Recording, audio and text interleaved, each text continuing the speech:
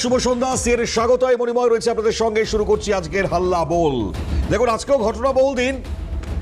ঘটনাবহুল দিন প্রতিদিন চলছে চোখের সামনে। পশ্চিমবাংলায় রাজত্ব করা একটা রাজনৈতিক দল, যারা 15 বছর রাজত্ব করবার পর তাদের পাট চুকিয়ে দিয়েছেন রাজ্যের মানুষজন।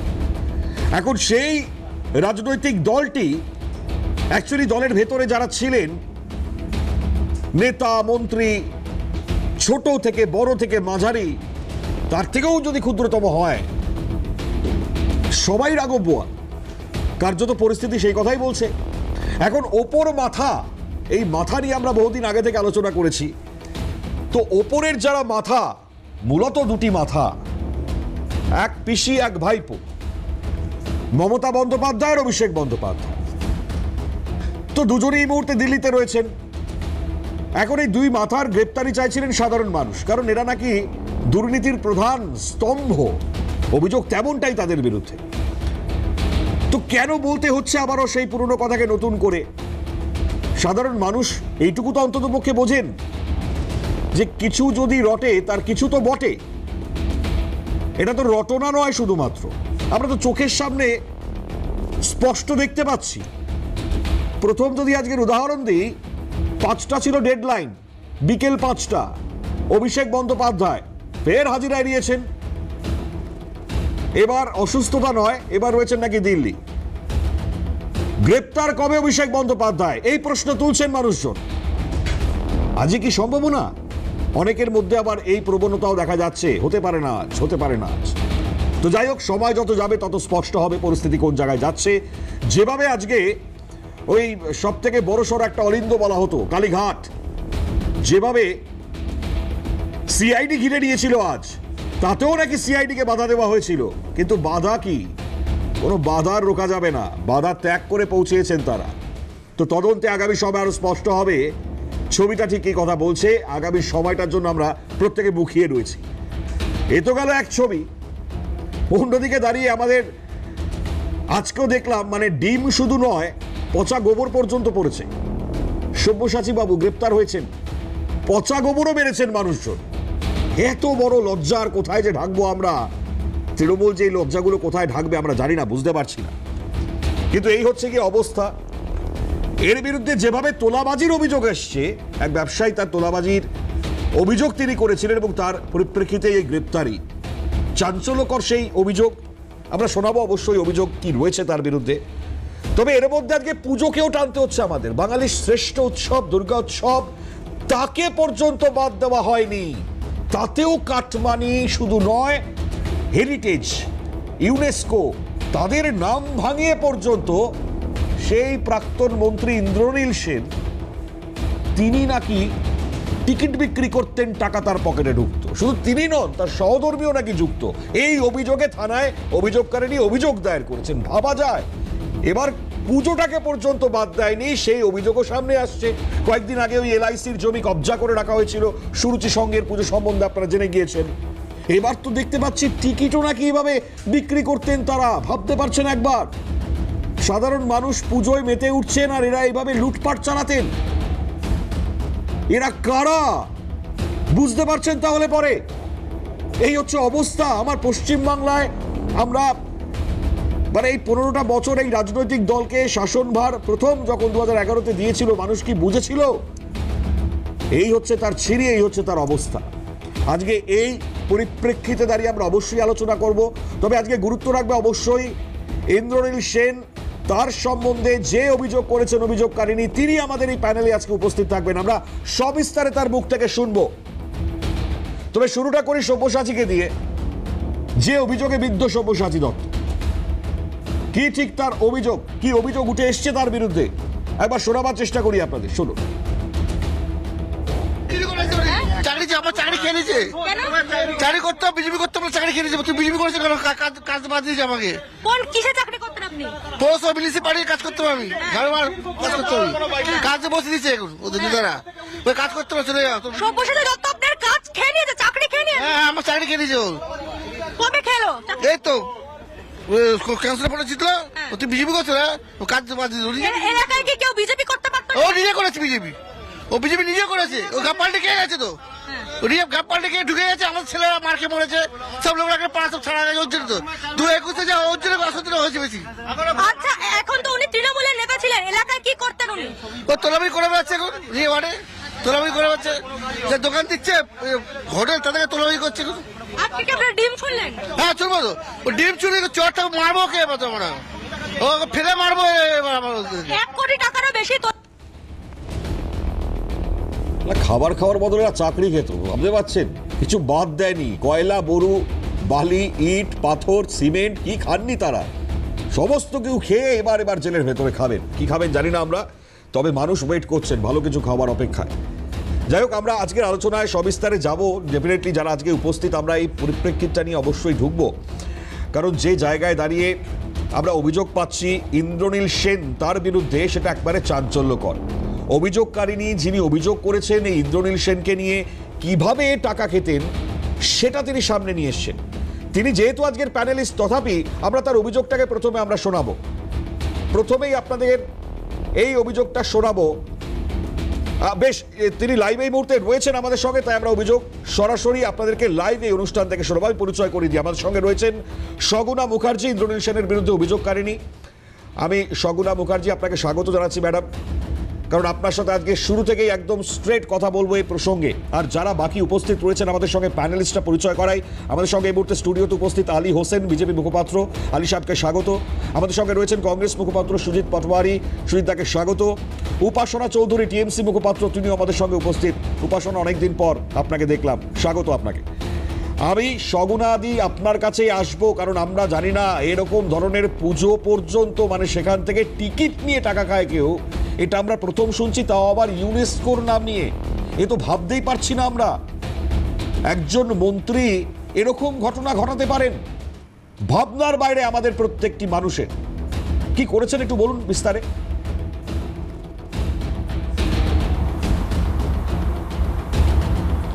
শুনুন, আমাদের 2021-এর 15th December UNESCO intangible cultural heritage for humanity listed হলো আমাদের কলকাতা দুর্গাপুজো। সবাই গর্বের ব্যাপার। হঠাৎ 2022-এ মাস আর্ট নামে একটি কোম্পানি তৈরি হলো, এবং সেই মাস আর্ট কোম্পানি আমরা হঠাৎ দেখলাম দুর্গাপুজোর সময় ইউনেস্কোর নাম নিয়ে ওরা দুর্গাপুজোর টিকিট বিক্রি করতে শুরু করেছে। এবার intangible cultural heritage for humanity পেয়েছে দুর্গাপুজো, এবং ইউনেস্কো কোনো সময় কোনো ফিনান্সিয়াল এগ্রিমেন্ট করতে পারে না কারোর সঙ্গে, এরমভাবে পার্টনারশিপ হয় না। প্রথম বছর 2022-এ আমরা নিজেরাও বুঝতে পারিনি যেটা হলো কি।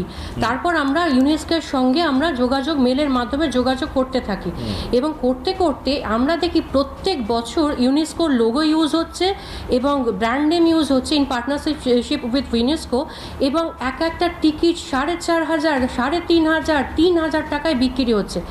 আমরা তখন ইউনেস্কোকে লিখলাম যে আপনি তো স্বীকৃতিটা দিলেন Kolkata Durga Puja intangible cultural heritage for humanity, মানে মানবতার উৎসব, মানে মানবতা, আপনি তো তাহলে মানবতারই গলা টিপে দিলেন। আজকে 4,000 টাকা, 4,500 টাকা একটা মানুষের 2 সপ্তাহের ইনকাম, তা সে তো নিশ্চয়ই 4,000 টাকা দিয়ে টিকিট কেটে দুর্গাপুজো দেখবেন। আর দেখবই বা কেন? আমাদের প্রাণের উৎসব দুর্গাপুজো, আমাদের প্রাণের উৎসব, আমাদের আবেগ। আজকে দুর্গাপুজোর ইতিহাস যদি দেখেন, রাজবাড়ি থেকে রাজপথে এসছে, সর্বজনীন সার্বজনীন হয়েছে।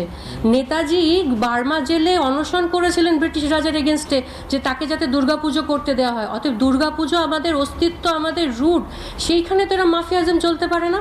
এবং লাস্ট ইয়ার আমরা যখন, এবং কীরকম ডোনেশন এবং ডোনার পাস, প্রথমে তো ডাইরেক্ট টিকিট হিসেবে 2022, 23, 24 ওরা করেছে আমাদের কাছে। আমরা যখন ইউনেস্কোকে গত বছর, আমার কাছে ডকুমেন্ট আছে, মেল আছে, যখন 18ই সেপ্টেম্বর এবং আবার ফার্দার 8ই অক্টোবর ওনারা মেলের মাধ্যমে লিখেছেন আমরা এরকম কোনো ট্রানজাকশন, কোনো ফাইন্যান্সিয়াল কোনো এগ্রিমেন্ট আমাদের সঙ্গে মাস আর্টের কোনো দিনই ছিল না।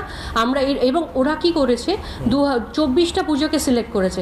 এবার 24টা পুজো, এবার দেখুন, যে কোনো কারুর মনে হবে ইউনেস্কো 24টা দুর্গাপুজো সিলেক্ট করেছে, মানে এ তো দারুণ ব্যাপার। সবাই পাগলের মতো টিকিট কেটেছে, এবং ব্র্যান্ডিং কোম্পানি থেকে শুরু করে ওই 24টা পুজোকে আয় করেছে। আরে কলকাতায় 1000-এর ওপর দুর্গাপুজো হয়, সারা পশ্চিমবঙ্গে 4,000-এর উপর দুর্গাপুজো হয়। ওই 24টা ওই বড় বাজেটের কোটি টাকার পুজো কিন্তু কলকাতার দুর্গাপুজোর নয়, ওটা দুর্গাপুজোর হিস্ট্রি তা বলে না। কলকাতায় অনেক 100 বছরের পুরনো আছে পুজো আছে।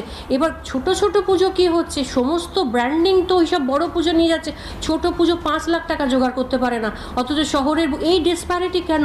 তাহলে মানবতা কোথায় গেল? আজকে মুখ্যমন্ত্রীর পুজো যদি হয়, তাহলে যে রাস্তায় বেলুন বিক্রি করছে তারও দুর্গাপুজো। আজকে যে রাস্তায় আমাদের দুর্গাপুজোর প্যান্ডেলের দড়িগুলো বাঁধছে, বাঁশগুলো বাঁধছে, তার যতটা দুর্গাপুজো। আর আজকে যে মন্ত্রী আর যার নাম তারও দুর্গাপুজো, আমারও দুর্গাপুজো, আপনারও দুর্গাপুজো। অত সেই দুর্গাপুজোকে তুমি মনিটাইজেশন করছো এবং টাকা মানে 1-200 না 4,000, 3,500। আপনি যদি দেখেন ডকুমেন্ট, আপনি আকাশ থেকে পড়বেন। এবার সত্যি আমরা যখন ইউনেস্কো আমাদের বললো আমরা এ ধরনের কোনো এগ্রিমেন্ট, কোনো ফিনান্সিয়াল কোনো ট্রানজাকশনের সঙ্গে আমরা যুক্ত নয়। এবার দেখুন ইউনেস্কো ইউনাইটেড নেশনের দুটো উইং, একটা হচ্ছে WIPO আর একটা হচ্ছে ইউনেস্কো। WIPO কেন? আমার হাজব্যান্ডকে ওনার একটা পেপার রিলিজ করে যেখানে idea to sensitise Durga Puja globally patenting পায়, এবং তার আর একটা উইং ইউনেস্কো কলকাতা দুর্গাপুজোকে ইনস্ক্রাইব করলো, তাদের লিস্টেড হলো। তাহলে এবার ইউনেস্কোকে তো ওরমভাবে কেউ ফট করে অ্যাপ্রোচ করতে পারে না। ইউনেস্কো আমার হাজব্যান্ডের কথা কেন শুনলো? যে কারণ ওই অলরেডি আমাদের WIPOর মেম্বার, সেই জন্য ওনার কথা শুনলো। এবার আপনি বলুন 4,000 টাকা দিয়ে কিন্তু টিকিট এবং অন্য একটা অ্যাকাউন্টে জমা পড়ছে। এবং ধরুন আমি একটা NGO চালাই, NGOতে আমি যদি বলি আমি লোকের সেবা করি, আমাকে একটুখানি ডোনেশন দিন, তা আপনি 1 টাকাও দিতে পারেন, 5 টাকাও দিতে পারেন, 5 লাখ টাকাও দিতে পারেন। তা আমি তো ডিকটেট করতে পারি না আপনি আমাকে 5 লাখ টাকা দিন, আপনি আমাকে 5,000 টাকা দিন। ওরা ডিকটেট করে দিচ্ছে আপনাকে এই পাস দিতে হবে। এবং জানেন আমরা সাউথ কলকাতায় অনেক বড় বড় পুজোতে গিয়ে দেখেছি যারা মানে বয়স্ক বাবাকে হুইল চেয়ারে নিয়ে এসে কিন্তু ঢুকতে দেয়নি, কারণ ওনার কাছে QR কোড নেই। কেন? এই দুর্গাপুজোকে তুমি এটা ক্লাস ডিসক্রিমিনেট করে দিলে। রাজবাড়ি থেকে রাজপথে পুজো এসেছিলো, তুমি সেটাকে আবার প্রিভিলেজ ক্লাসের পুজো বানাচ্ছ। 4,000 টাকার পুজোর টিকিট কে কিনবে? সাধারণ মানুষের তো কেনার সম্ভব না 4,000 টাকার টিকিট। তুমি পুরো গরিব বড় লোক সব সমাজে বিভাজন করে দিল। এটাকে কি মানবতার উৎসব তাহলে থাকলো? এটা তো মানবতার উৎসব হলো না। তাহলে তো ওই মানে মানবতার উৎসবকে আমরা যে এই সিঁদুর খেলা, এই ঢাকিরা আসছে, মানে এই জিনিসটা পুরো একদম মানে স্পিরিটটাকে একদম শেষ করে দিল। কলকাতার দুর্গাপুজোকে 2 ভাগে ভাগ করে দিল এরা একদম। উপাসনা, আপনি শুনলেন, আমি আপনার কাছেই আসবো, কারণ আমরা ভাবতে পারি না, এটা খুব লজ্জার। হ্যাঁ, ইনফ্যাক্ট আমরা তো দেখেছি এই QR সিস্টেমের টিকিট কি অবস্থায়। আমরা এর আগের বছর শেষ বছরের পুজোয় মানুষের মধ্যে কি ধরনের একের পর এক একটা অসুবিধার সম্মুখীন হয়েছিলেন, তারা প্রতিবাদ করেছে। লজ্জা মানে এটা তো আমাদের দেশের লজ্জা, আমাদের রাজ্যের লজ্জা, আমাদের বাঙালি জাতির লজ্জা। আজকে ইউনাইটেড নেশন, রাষ্ট্রসংঘ, আমরা ছোটবেলায় বইতে পড়েছি রাষ্ট্রসংঘ, ইউনাইটেড নেশন, তার নামে জালিয়াতি। এটা আমাদের দেশের লজ্জা নয়? আমরা দেশের কি বাঙালি হিসেবে আমরা বাঙালি জাতি হিসেবে খুব শিক্ষিত, খুব গোটা বিশ্বের কাছে আমার বাঙালির মাথা হেট হয়ে গেল আজকে। মানে এরা পুজোকেও তৃণমূল নেতারা ব্যবসার উপায় বানিয়ে ফেলেছেন, ভাবতে পারছেন আপনারা? এবং একই সঙ্গে দাঁড়িয়ে মানে উৎসবে জনতা মাতবেন, সেই মেতে ওঠার আগে এরা নিজেরা টাকার পকেটে তুলে নিচ্ছে। মানে এটা কিভাবে সিস্টেম চলেছে এটা আজকে খোলাসা হচ্ছে। ম্যাডাম, আমি আপনাকে সঙ্গে রাখছি, আমাকে একটা যেহেতু বিরতি নিতে হবে, আমি দ্রুত ফিরবো। উপাসনা চৌধুরী আমাদের সঙ্গে রয়েছেন, আমি তার থেকে পাল্টাই রিপ্লাই ডেফিনেটলি নেব, ততক্ষণ সঙ্গে থাকুন। ফিরেলাম বিরতির পর। প্রবাদটা বলতে হয়তো আমাদের এই মুহূর্তে হচ্ছেই, মানে বেড়া যদি ক্ষেত খায় তাহলে তাকে আটকাবে। মানে প্রশাসনের অন্দরে জনপ্রতিনিধি যারা, তারাই যদি দুর্নীতি করেন তাহলে তাদেরকে আটকাবেন কে? তবে আটকানো গিয়েছে, আটকানো যাবে, অভিযোগ এসছে, আর এই অভিযোগের সারবত্তা খুঁজে এর বিরুদ্ধে ব্যবস্থা দরকার। কিন্তু প্রসঙ্গের জায়গায় আমি উপাসনার কাছে আসবো, যারা প্যানেলিস্ট রয়েছে প্রত্যেকের কাছে আসবো, কারণ সগুণা মুখার্জি অভিযোগকারিনী, তিনি যেটা অভিযোগ করলেন মারাত্মক অভিযোগ। উপাসনা কি বলবেন?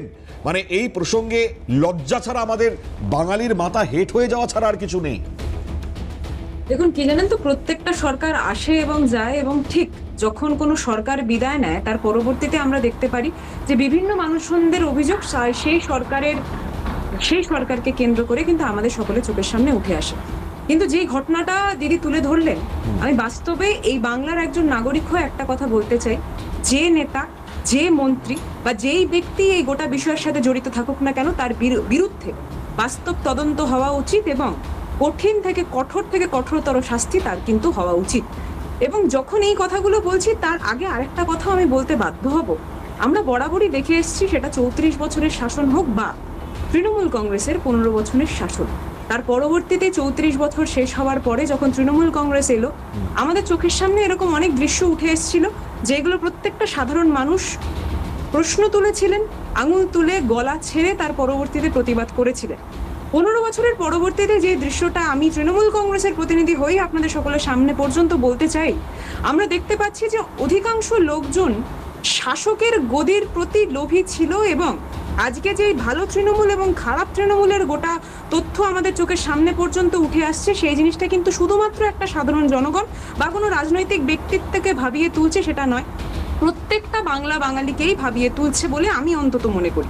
তো সেখানে আমি সেটাকে কেন্দ্র করে বারবার একটা কথাই বলবো, যদি এই সব প্রসঙ্গ যেগুলো উঠে আসছে এবং যেই বিষয়ে আমরা ডিবেটটা করছি সেটা যদি বাস্তব হয়ে থাকে, অর্থাৎ এটার পরবর্তীতে একটা প্রশাসনের নিজস্ব কাজ রয়েছে, সেই প্রশাসন যখন নিজস্ব কাজ করবেন এবং বাস্তব তথ্য যখন আমাদের কাজ পর্যন্ত উঠে আসবে যে জেনুইন কালপ্রিট সে শাস্তি পাক, এইটা অন্তত একজন বাঙালি এবং একজন এই বাংলার নাগরিক হিসাবে আমরা সকলে চাই।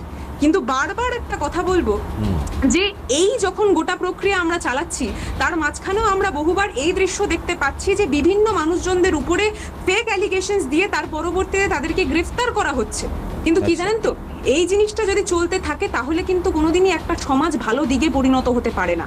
আমাদেরকে এই জিনিসগুলো চিহ্নিত করতে হবে, তাদেরকে বাঁচাতে হবে এবং মূলত যারা কালপ্রিট, যারা জেনুইন কালপ্রিট, তাদেরকে চিহ্নিত করে তার পরবর্তীতে শাস্তি দিতে হবে। এটাই আমাদের সকলের বক্তব্য। ঠিক, চলুন, ঠিক আছে। আপনার এই বক্তব্যে আমি অনেক কিছু ধরিয়ে দেবো আজকে। আপনি বাস্তব তথ্য বলছিলেন, বাস্তব অনেক তথ্য আমরা চোখের সামনে দেখতে পাচ্ছি, আমি সেই তথ্যে আসবো। যেহেতু সগুনা ম্যাডাম রয়েছেন আমাদের সঙ্গে, আমি আরও একবার তার কাছেই আসি ঠিক এই জায়গায়। কারণ আমরা দেখুন, যে সংস্থার কথা ম্যাডাম আপনি বলছিলেন, এই সংস্থার উৎপত্তি কি 2021-এ?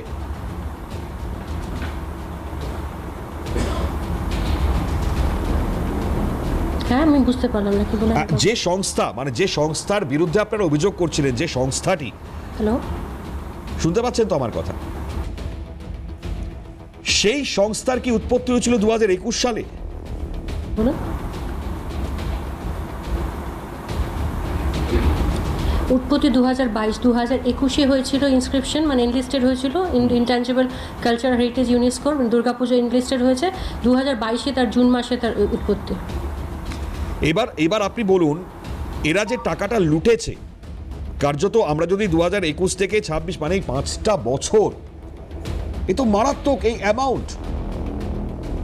এদের বিরুদ্ধে কি ব্যবস্থা হওয়া দরকার? একদমই মারাত্মক, মানে এটা তো আমরা ক্যালকুলেট করে উঠতে পারিনি। সেই জন্য আমরা কর্তৃপক্ষকে জানিয়েছি, আমরা কমিশনার অফ পুলিশ, ডিজি এবং বউবাজার থানাতে কমপ্লেন করেছি, আমরা মাননীয় মুখ্যমন্ত্রীকে জানিয়েছি, ওনার উপদেষ্টা ডক্টর সুব্রত গুপ্ত, চিফ সেক্রেটারি এবং আমাদের রাজ্যের সভাপতি, বিজেপি রাজ্য সভাপতি শ্রমিক ভট্টাচার্য মহাশয় এবং আমাদের এই রাসবিহারীর যিনি বিধায়ক ডক্টর স্বপন দাশগুপ্ত, আমরা সবাই ওকে আমরা জানিয়েছি, দিয়ে আমরা কালকে এই কমপ্লেনটা করেছি।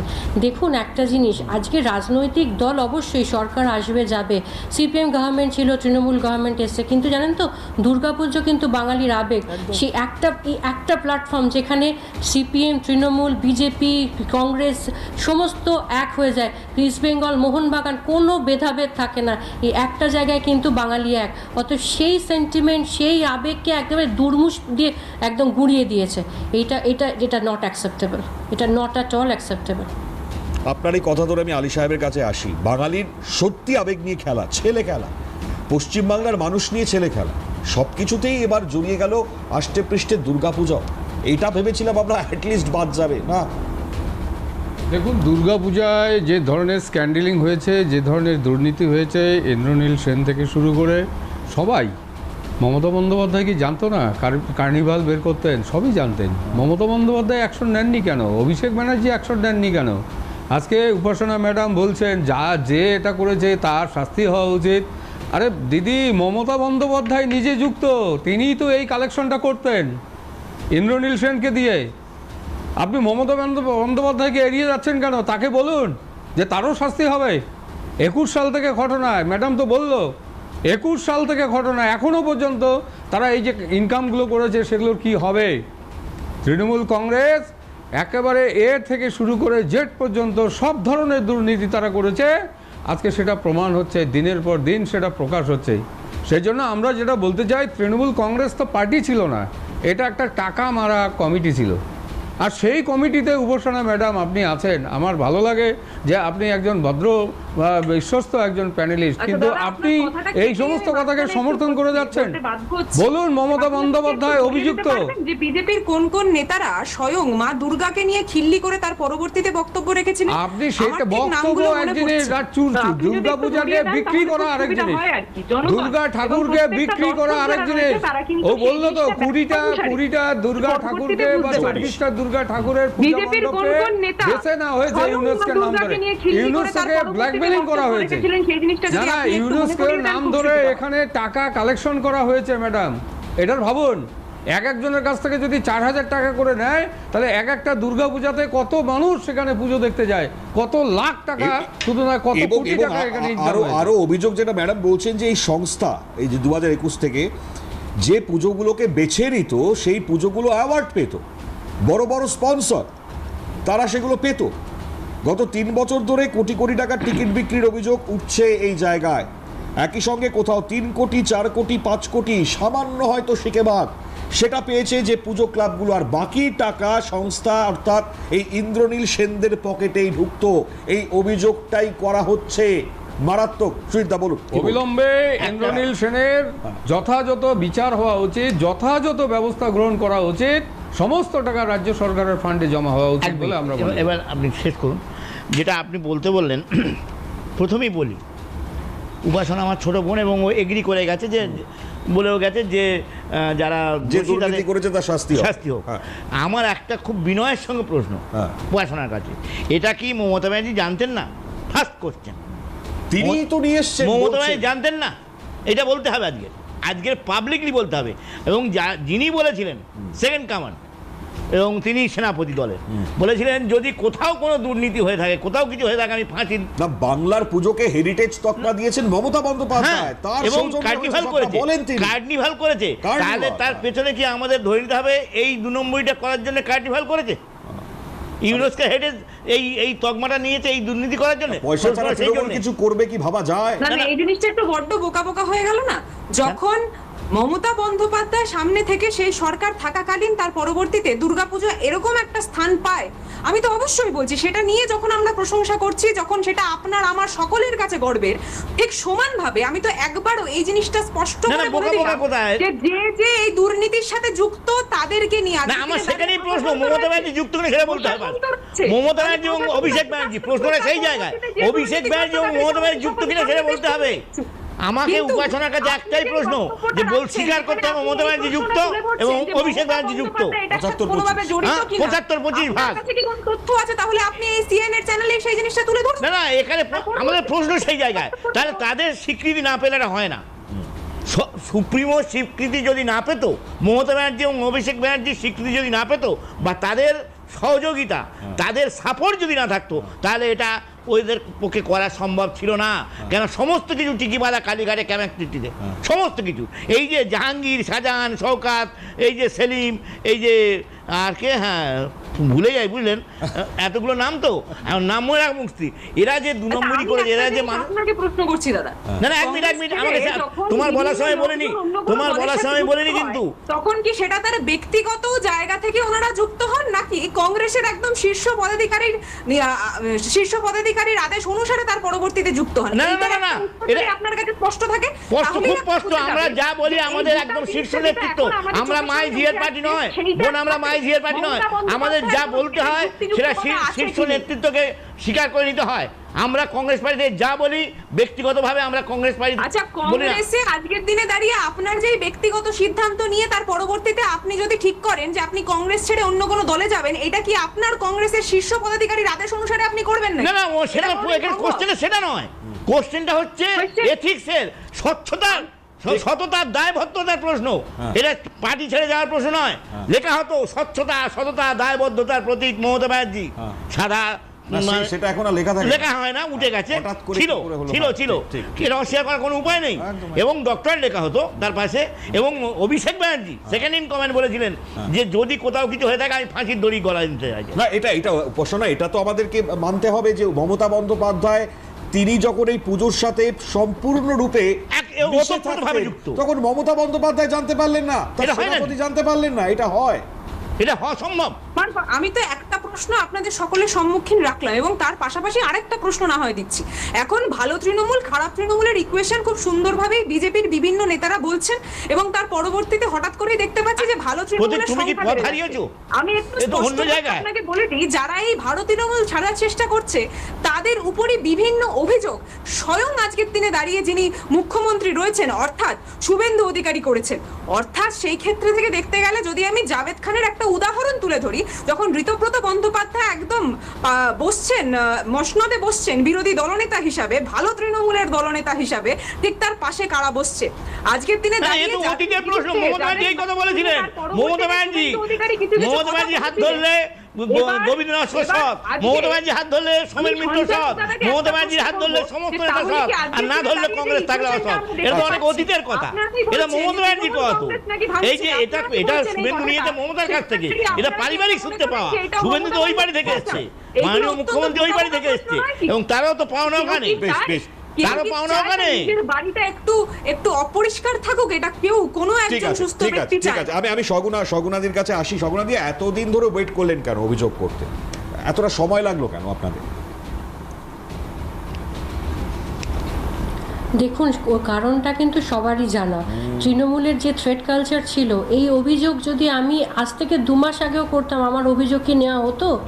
বা আমার যেটা ভয়ের যে একটা বাতাবরণ ছিল, কেউ কি কারুর কি তখন সরকারের দিকে চোখ তুলে তাকানো সম্ভব? রাজ্য তৃণমূল সরকার ক্ষমতায় রয়েছে, তার মন্ত্রী যুক্ত, তার মন্ত্রীর ওয়াইফ সেই মাসার্ট যে কোম্পানি, যা সংস্থা, তার প্রেসিডেন্ট। তা সে আমার পক্ষে তো একটা সাধারণ মানুষ হিসেবে সেই সময় কি আমার পক্ষে অভিযোগ করা সম্ভব ছিল? আমার কাছে কিন্তু ইউনেস্কোর ডকুমেন্ট কিন্তু 8ই অক্টোবর চলে এসেছিল 2025, কিন্তু দাঁতে দাঁত চেপে সহ্য করেছিলাম এই দাদাগিরি। আমাদের তো বলেছিল জয়দীপ দাকে, আমার হাজব্যান্ডের নাম জয়দীপ মুখার্জি, বলেছিল জয়দীপ দাকে একটু সাবধানে থাকতে বলে, উঠিয়ে ফেলে দেবো। তো এই ধরনের থ্রেট কল এসছে। তা আপনার কি মনে হয় তখন কি আমার করা উচিত হতো? আমি তো এতদিনে, তাহলে আমি আজকে এখানে বসে ইন্টারভিউটা দিতে পারতাম না। এই কারণটা দেখুন, এই প্রভাবশালী তথ্য, সেই নিয়োগ দুর্নীতি থেকে শুরু করে সব জায়গাতেই তো প্রভাবশালী তথ্য উঠে এসছে। তো এখানেও তো সে রাজ্যের মন্ত্রীই যুক্ত। খুব তাৎপর্যপূর্ণ ম্যাডাম। আমি এতক্ষণ সময় দিনের অভিযোগ বললাম, আমি আপনাকে ধন্যবাদ জানাই। শগুনা মুখার্জি ইন্দ্রনীল সেনের বিরুদ্ধে অভিযোগ যিনি তুলেছেন, সেই অভিযোগকারিনী আমাদের সঙ্গে প্যানেলে এতক্ষণ উপস্থিত থেকে যেগুলো বললেন বিজেপির কথায়, এ রাজ্যে যখন সরকার এসছে বিজেপির, ভরসাহীন হয়েছে, ভয় আউট হয়েছে, তাই তিনি আজকে ভরসা করে অভিযোগ করতে পেরেছেন। এর আগে করতে পারছিলেন না, কারণ ভরসা তো ছেড়ে দিন, ভয়, থ্রেট কালচার। আরজি করের কাণ্ডের পর থেকে এই থ্রেট কালচার শব্দটার উৎপত্তি হয়েছে, এবং তারপর থেকে আমরা জানতে পারলাম যেরকম থ্রেট কালচার শুধু সেখানে নয়, চারিদিকে চলে। আমি অসংখ্য ধন্যবাদ জানাই শগুনা মুখার্জিকে, আজকের প্যানেলিস্ট তিনি যোগ দিলেন, অসংখ্য ধন্যবাদ। আমি আসবো এই ক্ষেত্রে আলোচনায়, কারণ আরও অনেকগুলো আঙ্গিক রয়েছে। আলী সাহেব বলবেন কিছু, আমি জানি। আমি দ্রুত বিরতির পর ফিরছি, সঙ্গে থাকবেন। ফিরেলাম বিরতির পর। উপাসনা বলছিলেন যে বাস্তব তথ্য তিনি কিছুক্ষণ আগে দিচ্ছিলেন এবং অভিযোগ করছিলেন যে বহু ফেক অভিযোগে গ্রেপ্তার হচ্ছেন প্রত্যেকে। আমি বাস্তব তথ্যের মধ্যে আজকে শুধুমাত্র অভিষেক বন্দ্যোপাধ্যায়ের তথ্যটাকেও যদি ধরে নিই, তিনবার হাজিরা এড়ানোর পেছনের কারণটা কি? এটা কি কারোর বুঝতে আর বাকি রয়েছে? ডালমে কুচ কালা তো হ্যাঁ, বিলকুল হ্যাঁ। এটা ছাড়া আর কিছু কি থাকতে পারে? শারীরিক অসুস্থতা, আজকে তিনি দিল্লিতে রয়েছেন বলে সেই জায়গা থেকে দাঁড়িয়ে এড়িয়ে গেলেন। তিনবার এড়ানোর মানেটা কি? এটা আলী সাহেব, এর কি আর কোনো ব্যাখ্যা হয়? এটা তো বাস্তব তথ্য, আমি বলছি। দেখুন, অভিষেক বন্দ্যোপাধ্যায় বিভিন্নভাবে এড়ানোর চেষ্টা করছে, এড়ানোর যাবে না। 1, 2, 3 হয়েছে, 4বারের বার তিনি আর রক্ষা পাবেন না, নিশ্চিত রূপে রক্ষা পাবেন না। তার এগেনস্টে যে এভিডেন্সগুলো তৈরি হয়েছে, নিশ্চিত রূপে তিনি অ্যারেস্ট হবেন, তার সাজা হবে। বাংলার মানুষ সেটা দেখতে চায় অবশ্যই। কিন্তু এর সঙ্গে রাজ্যের মুখ্যমন্ত্রী মাননীয়া প্রাক্তন যে ছিলেন আমাদের মমতা বন্দ্যোপাধ্যায়, আজকে তারও তো ব্যবস্থা হবে, তারও বাড়িতে তো সিআইডি তদন্ত হচ্ছে, তারও বাড়িতে তো বিভিন্ন জায়গায় পাওয়া গেছে বিভিন্ন ধরনের অভিযোগপত্র। স্বাভাবিক কারণে পিসি এবং ভাস্তা, মানে যাকে বলা হয় কি বলা হয় যে ভাতিজা, হ্যাঁ, আচ্ছা, এই দুটো কোলাকুলিভাবে সরাসরিভাবে যুক্ত আছে। বাংলাকে সর্বনাশের পথে নিয়ে গিয়েছে, 50 বছর বাংলাকে পিছিয়ে দিয়েছে এই 15 বছরের রাজত্বকাল। বাংলার মানুষ এদের ক্ষমা করবে না, এদের অ্যারেস্ট অনিবার্য আছে, অ্যারেস্ট অনিবার্য আছে। স্বাভাবিক কারণে আমরা যেটা বলতে চাই, বাংলার মানুষকে বলছি যে কিছুক্ষণ আগে যে ম্যাডাম বললেন আমাদের, ওনারা ভরসাকে ভরসা করেছেন। আমরা ভরসা দিয়েছিলাম মানুষকে, আপনাদের সমস্ত কিছু অভিযোগ শোনা হবে এবং আপনাদের যাবতীয় উন্নয়ন আমরা করব বিজেপি। আজকে সেই ভরসাকে ভরসা করে আমার দিদিরা, আমার সমস্ত বাংলাভাষীরা তারা এই যে ভরসাটা করেছে না, সেই জন্য আমরা অভিনন্দন জানাচ্ছি এই ভরসাকে ভরসা করার জন্য। আর তৃণমূলের মানে ওপর মহল বা মাথা মমতা বলুন অভিষেক বলুন, মানে দুর্নীতিতে ফ্রি হ্যান্ড দিয়েছিল কার্য, আর তাই এরা এইভাবে লুটে পাটে যা খুশি তাই করে বেরিয়েছে। তাছাড়া কি হয় এরকম? সম্ভব না। আর একটা বিষয় বলি, এই যে 58 জন এমএলএ বা 58 জন এমপি বা তোমার 20 জন এমপি, এরা যে বেরিয়ে গিয়ে এরা যে গোট বাঁধানোর চেষ্টা করছে না, বাংলার মানুষ অবজারভেশনে রেখেছে, এদের এগেনস্টেও ব্যবস্থা হবে। এরা যেখানেই যাক এদের এগেনস্টে কিন্তু ব্যবস্থা হবেই, কারণ এরা কেউই ধোয়া তুলসী পাতা নয়। এদের এগেনস্টে ব্যবস্থা বাংলার মানুষ চায়, আমরাও ভারতীয় জনতা পার্টি চাই। যারা দোষী তাদের শাস্তি হোক। আজকে সব্যসাচী দত্ত সে ঢিল খেয়েছে, আচ্ছা, পচা ডিমের, এবং একইভাবে গোবর দিয়েও সে ঢিল খেয়েছে। এর থেকে আর বড় অপমান ওনার আর হয় না। সাহেব এইসব কথা বলবেন না, তাহলে কিন্তু একজন বিশেষ ব্যক্তি রাগ করবে। আসলে কি জানেন তো, উপাসনা কি বলছে বলুন। যে কথাগুলো আলী সাহেব বলছিলেন সেগুলো শুনছিলাম। উনি একটা সংখ্যার কথা বললেন, যে সংখ্যক লোকজন নাকি এমপিরা যারা আলাদা করে ব্লক তৈরি করে তার পরবর্তীতে তৃণমূল থেকে বেরিয়ে যেতে চাইছেন। ঠিক আছে, একটু স্পষ্টভাবে বলে নেওয়া দরকার যে সেখানের মধ্যে 20 জনের সংখ্যা, যেই তথ্যগুলো তুলে ধরা হচ্ছে সেই তথ্যটাই ভুল।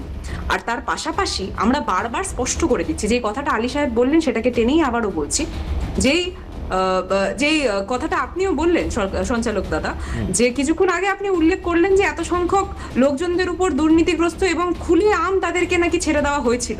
আজকে তিনি জানেন তো, যারা দুর্নীতিগ্রস্ত তারা যেন লাফিয়ে অন্য কোনো একটা জায়গায়, অন্য কোনো মসনদের দিকে গড়িয়ে যাওয়ার চেষ্টা করছে। তো আলী সাহেব যখন এই কথাটা বললেন, আমি আলী সাহেবকে বলবো যে আগামী দিনে আমি ব্যক্তিগতভাবে চাইবো না যে যখন এই সিএন চ্যানেলে আবারও আমরা বসবো, তখন সামনে যাতে আলী সাহেবরাই থাকুন, অন্য কোনো বিক্ষুব্ধ তৃণমূলকে বসিয়ে তার পরবর্তীতে বিজেপিকে যাতে বিজেপি স্পোকসপারসন বলে তার সামনে বসাতে। মমতা বন্দ্যোপাধ্যায়ের যিনি পাশে থাকতেন সব সময় ফিরে থাকেন, এক মাসের মধ্যে সবকিছু পেয়ে যাবেন। এক মাসের মধ্যে এখানে আলী সাহেব আমার একটু বলার আছে। বলা হলো এই যে ভালো তৃণমূল খারাপ তৃণমূল আজকে যে জাজ করা হলো, বা উনি যেটা বললেন যে এরা কেউ ছাড়া পাবে না, এমএলএ এমপি, উনি একটা সংখ্যা বললেন যে 58, তারপর 20 বললেন, আর উপাসনা বললো 20 নয় কম, 20 নয় কত, তাহলে সেটা বন উপাসনা যদি বলে দেয় ভালো হয়। কত নম্বর আমরাও জানতে চাই। দেখতে পেরেছিলাম সেই 10 জনের দৃশ্য আপনারাও দেখেছেন? না দেখা না, বলতে হবে, নাম্বারটাও বলতে হবে। তো 20 নয়, তাহলে কোনটা অথেন্টিসিটি কোনটা সেটা বলে দিতে হবে। না অথেন্টিসিটি আপনারা তো দেখেছেন যে কিভাবে একজন, না সেটা বলতে হবে প্রথম কথা। আর দ্বিতীয় কথা, আরেকটা কথা আমি আলী সাহেবের কাছে জানতে চাইছি, তাহলে যারা আমি আলী সাহেবের কাছে, মিতালি বাগের সাথে আমার কথা হয়েছিল, উনি হচ্ছেন আরেকজন এমপি। মিতালি বাগ বলছে যে আমি তো আমার আরামবাগের বাড়িতে বসে আছি, এইসব ব্যাপারে আমার কোনো জানাই নেই। আপনি এটা বলছেন, আবার সিআইডি যখনই মমতা বন্দ্যোপাধ্যায়ের বাড়ি যাচ্ছে, অভিষেক বন্দ্যোপাধ্যায়ের অফিস যাচ্ছে, তখন আবার সোনিয়া গান্ধীর পাশে মমতা বন্দ্যোপাধ্যায় বসে পড়ছেন। কে আমাকে বলছেন? না আমি উপাসনাকে বলছি, আপনাকেও বলছি। হ্যাঁ, কি কেন মমতা বন্দ্যোপাধ্যায় কিন্তু সোনিয়া গান্ধীর পাশে বসে যাচ্ছে। হ্যাঁ, এটা তো বাঁচার জন্য। এই মমতা ব্যানার্জি এক সময় বলেছিল যে কংগ্রেস অচ্যুত কটা সিট পাবে, গত পার্লামেন্টে কটা সিট পাবে, ওনাকে সিট পেয়ে আসুক এই মমতা ব্যানার্জি। এবং আমরা যে জোটটা আছে, অল ইন্ডিয়াতে যে ইন্ডিয়া জোট আছে, তাতে মমতা ব্যানার্জি শরিক নিশ্চয়ই ডাক পাবে। আমরা তো আর ওরকম ওই ডিক্টেটরশিপ চালাই না। ওই জন্যে যেহেতু আমরা বড় শরিক, কিন্তু আমরা কোন শরিককে অসম্মান করি। এইসব বড়র সাথে শরিক নেস রাখা কি ঠিক? না ঠিক ভুল তো পরের প্রশ্ন। যখন ঘটনা ঘটে তখন তো আমরা কেউ জানি না। যেটা এখন তো ঘটে গেছে সব হ্যাঁ, ঘটনা চোখের সামনে open। ঘটার আগে ডাকা হয়েছে, তখন উনি যাননি, পরে গেছেন, বলে বাঁচার জন্য গেছেন, অন্য কোনো কারণে বাঁচার জন্য গেছেন। আচ্ছা। এটা খুব পরিষ্কার, এটা খুবই পরিষ্কার। তাহলে উপাসনার কংগ্রেস- সাথে এক লড়াই মিনিট- আপনার মানাচ্ছে না, না? না মানাবে কেন? আমাদের জাতীয় কংগ্রেসের সর্বভারতীয় সভাপতি দুটো শব্দ ব্যবহার করেনি তৃণমূলের জন্য। এবং এই যে নির্বাচন সম্বন্ধে উনি আশা করেছিলেন অনেক কথা বলবেন গত নিশ্চয়ই আপনাদের রেকর্ড আছে কি বলেছে আর কি বলেনি। আর মমতা ব্যানার্জি দুটো শব্দ বলার সুযোগ পেয়েছিল, আর পায়নি। আর আমাদের সর্বভারতীয় সভাপতি যিনি প্রিসাইড করছিলেন তিনি কি বলেছেন সেটাও খুব পরিষ্কার। অতএব ও নিয়ে মাথা ঘামানোর কোনো জায়গা নেই, ও নিয়ে মাথা ঘামানোর জায়গা নেই।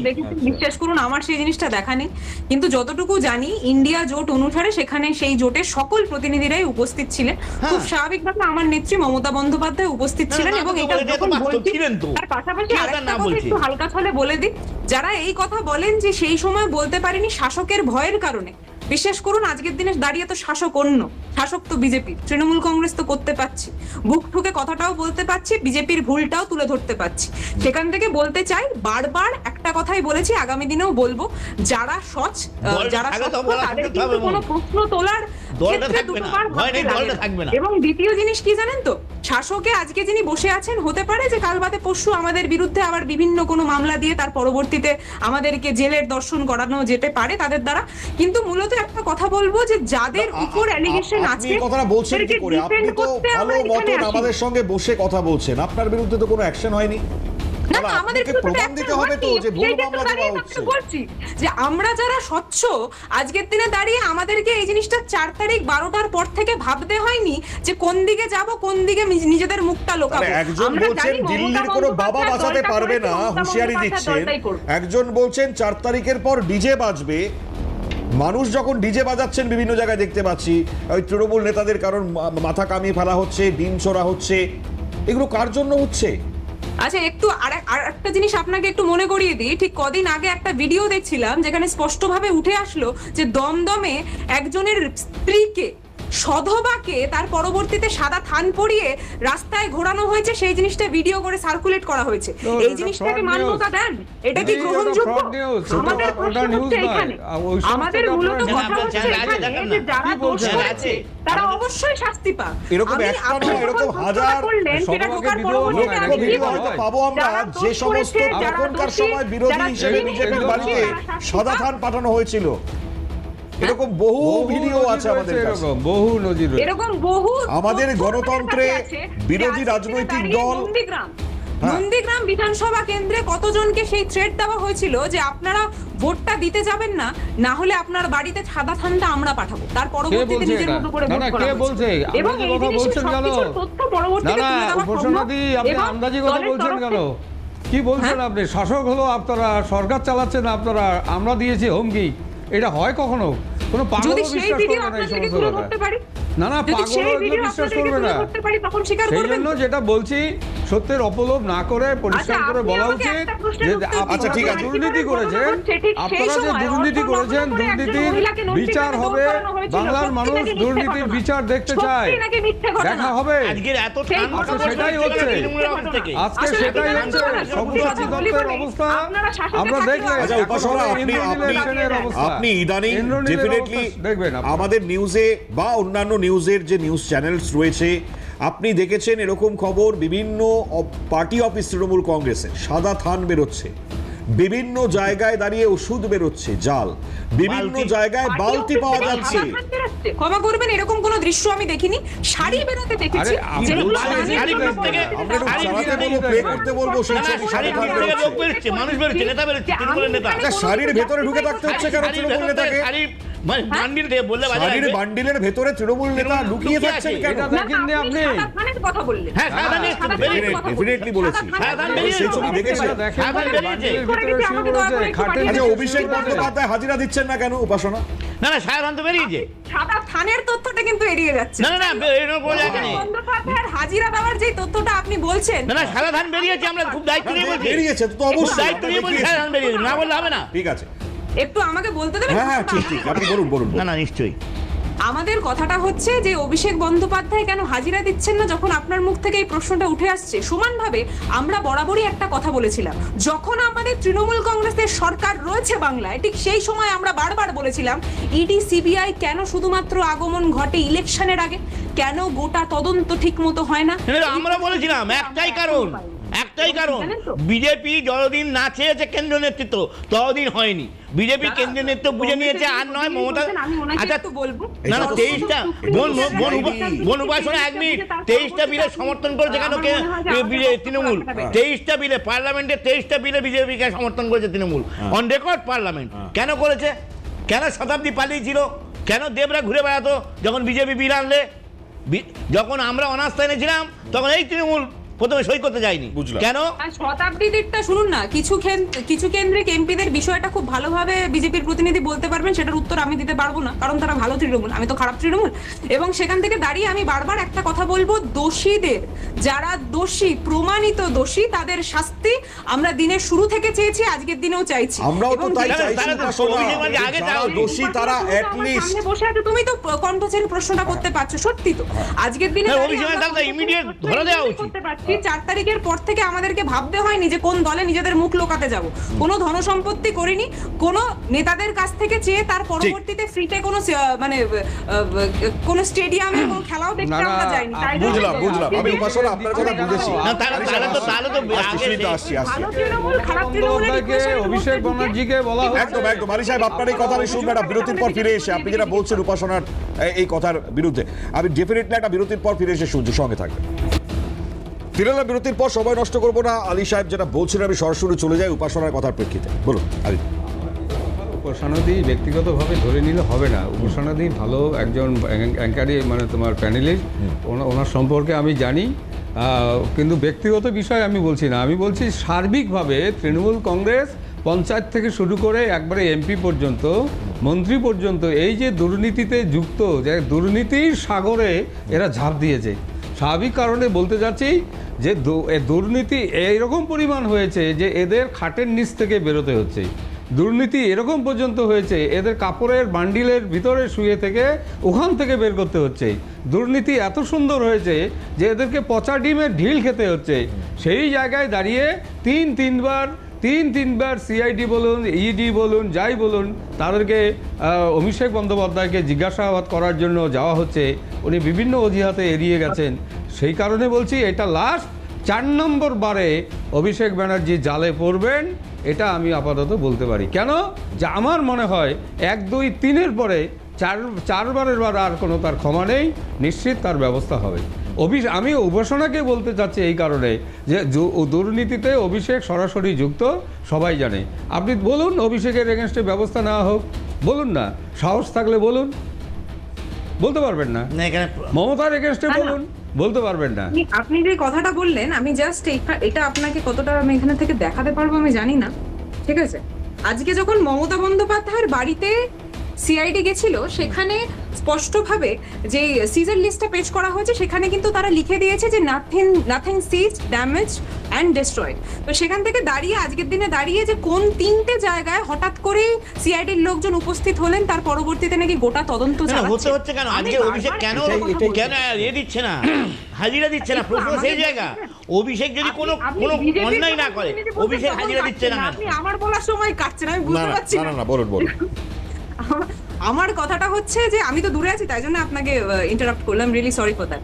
তো এবার ব্যাপারটা যেটা হচ্ছে যে আমি যেটা বলতে চাইছি যে আজকে হঠাৎ করে সিআইডি যখন বিভিন্ন জায়গায় উপস্থিত হচ্ছে, এই প্রশ্নটা একটা সাধারণ নাগরিক হিসাবে আমরা তো করতেই পারি। এতদিন ধরে ইডি, সিবিআই থেকে শুরু করে যে সকল কেন্দ্রীয় এজেন্সিগুলো ছিল, কেন স্পষ্টভাবে কোনো তদন্ত করলেন না? আজকে আলী সাহেব যে কথাটা বলছেন, তিনি বলছেন যে অভিষেক বন্দ্যোপাধ্যায় 23 টেবিলের সমর্থন, ওর উত্তর কোনো কিছু নেই। 23 টেবিলের সমর্থন, যার জন্য তো বিজেপি করেনি। বিজেপি খেলা ঠিক খেলে, তারা 300 দরকার, তারা 300 দরকার পার্লামেন্টে। সেই জন্যই সেই 23 টেবিলের সমর্থনের কারণেই বিজেপি করে। ভালো করে জানে সিআইডি 23 টেবিলের সমর্থন দরকার ছিল। রাজ্য সরকারের সিআইডি আজকে আমাদের অর্থাৎ ভারতীয় জনতা পার্টি সরকার হয়েছে, সেই কারণে রাজ্য সরকারের পক্ষ থেকে আবার তদন্ত শুরু হয়েছে। কেন্দ্রের যে ইডি এবং সিবিআই রয়েছে, সেন্ট্রাল এজেন্সিস যেগুলো রয়েছে, এতদিন ধরে আমরা বরাবর হয়নি একটাই কারণে, একটাই কারণে 23 টেবিলের সমর্থন দরকার ছিল বিজেপি। 23 টেবিলের সমর্থন দরকার ছিল, তাই করেনি। দরকার ছিল একটাই কারণ অন্য কিছু নেই। আমাকে শেষ করতে হবে। আচ্ছা উপাসনা, উপাসনা ঠিক আছে ঠিক আছে। আমি দেখুন, আমি প্রত্যেককে ধন্যবাদ জানাই, আমি অসংখ্য ধন্যবাদ জানাই উপাসনাকে, কারণ তিনি এখনো পর্যন্ত ব্যাটিং করছেন তৃণমূলের হয়ে এবং খুব সুন্দরভাবে করছেন। কিন্তু আলী সাহেবকে ধন্যবাদ, সুজিতদাকে ধন্যবাদ, উপাসনাকে তো ডেফিনেটলি ধন্যবাদ আরও একবার। ব্যাটিং করা যায়, অসুবিধে নেই কোনো, আপনি ব্যাটিং করুন, খুলে ব্যাটিং করুন। কিন্তু একটা দল, যে দলের নেতাদের বিরুদ্ধে যা যা অভিযোগ সেগুলো তারা শ্রীঘরে যাচ্ছেন যখন স্পষ্টত সামনে আসছে, তারা কি করে গিয়েছেন সেগুলো এই মুহূর্তে অভিযোগ আকারে সব সামনে, তারপরেও আর মুখ লুকাবার কোনো জায়গা কি থাকে? পচা ডিম, গোবর পর্যন্ত খেতে হচ্ছে, এরপর আর কি বাকি থাকে?